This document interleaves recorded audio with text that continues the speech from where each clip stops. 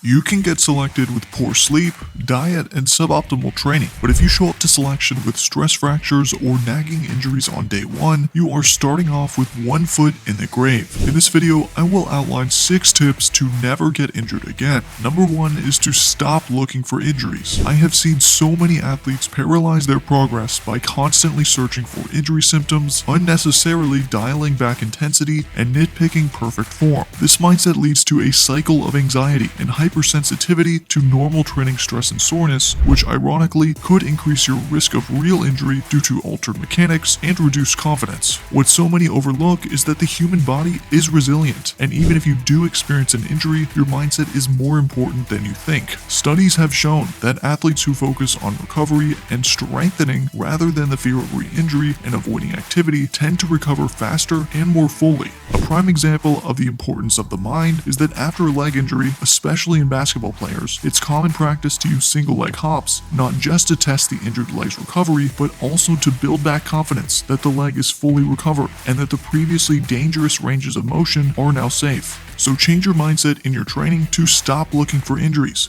and think about how you can improve your performance. Number 2 is the importance of a warm-up.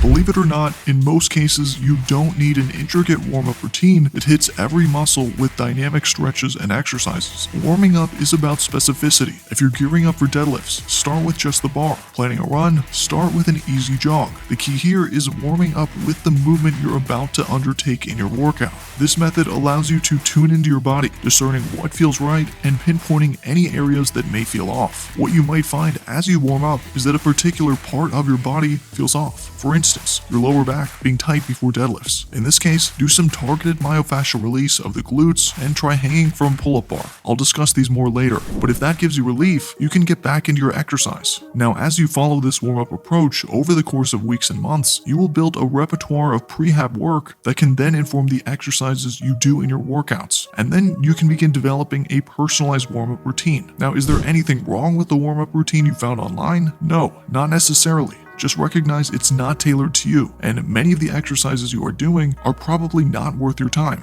Tip number 3 is to train hard and train smart. This might sound straightforward, but too many focus on just one. Concentrating exclusively on performance can lead to injury, and focusing solely on training smart for injury prevention means you'll never progress because your body needs increasingly greater stimulus. So you need to strike a balance between the two. One way you can do this is with exercise selection and intensity. Training to complete failure on barbell back squats is not the best idea, whereas the leg press is safer and hamstring curls and leg extensions are even more safe. The bottom line is that training needs to be intense, but also check your ego at the door and recognize which exercises to max out and which ones to leave a rep or two in the tank. A pro tip is to occasionally record the last set of your exercises. What I find more often than not is that most people are not training with poor form or pushing too close to failure. They're actually operating at about 70% capacity and leaving gains on the table, so keep that in mind as well. Train smart, but also train hard. Otherwise, you won't make any progress. 4th is myofascial release. I touched on this in tip number 2, and it's worth expanding on because there are 3 common injuries I see, and these are the techniques which often provide instant relief, and I share these with the athletes I coach. Lower back tightness is common, often in athletes with sedentary jobs which involve lots of sitting, but using tools like a foam roller or a massage ball, most get instant relief in their lower back by rolling out the glute medius, which is the top of the glutes. Whatever you do though, do not roll out your lower back and avoid stretching your hamstrings. That's only going to make your lower back tightness worse. 2nd is IT band syndrome. This is a tough one and can really cripple you if you're not careful, but simply using a lacrosse ball and foam roller on the TFL, which is the muscle on the front of your hip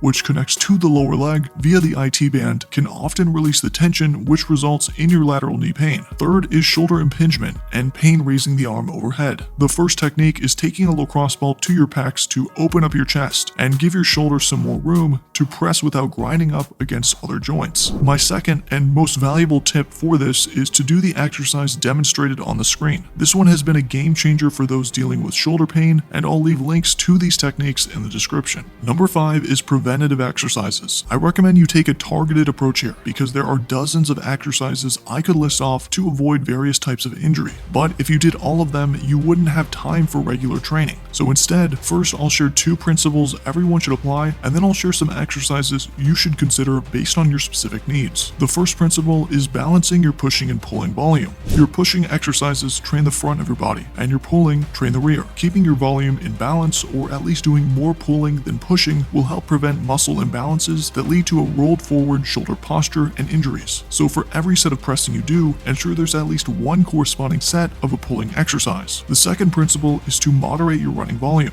Increasing it too quickly will lead to overuse injuries like shin splints or stress fractures, especially if you're untrained. So please, for the sake of your long-term performance and health, gradually increase your running to allow your body time to adapt. Now, here are some general preventative exercises that I like to program, and these are not in any particular order. Hamstring curls, pull-ups, rows, face pulls, shoulder external rotations, tib raises, and band pull-aparts are all great exercises, but keep in mind, I don't always program them. So find what you need and what works well for you. My sixth tip is that you need to know when to stop, especially for those of you who did sports and had a coach who was at practice telling you when to start, finish, and exactly what to do. Once you lose that structure, it can be easy to fall into the trap of thinking more is always better, because if you're doing 4 runs per week and making progress, 5 is bound to lead to even faster improvement, right? But that's not true. At some point, your results get worse. This is because training volume and gains follow an inverted U-curve. It's not linear. Look at this chart. Your goal is to find the training volume that maximizes your gains, not to do as much work as possible. This brings me to my bonus tip on how to deal with injuries and make progress with them. The worst mistake you can make when you get injured is to stop training. I always say, shin splints are an opportunity to become the best rower, cyclist, or swimmer. Choose a non-impact cardio of choice and train it hard. When it comes to endurance, your heart doesn't discriminate between running, rucking, or even the elliptical. If you're moving your body and getting your heart rate up, you can track progress and push yourself. Shin splints are not an excuse. When it comes to the weight room and muscle or joint issues, you need to be more careful. But again, all of that effort you would have put into training that body part or that movement pattern, double down on the other aspects of your training. And if you have a training question,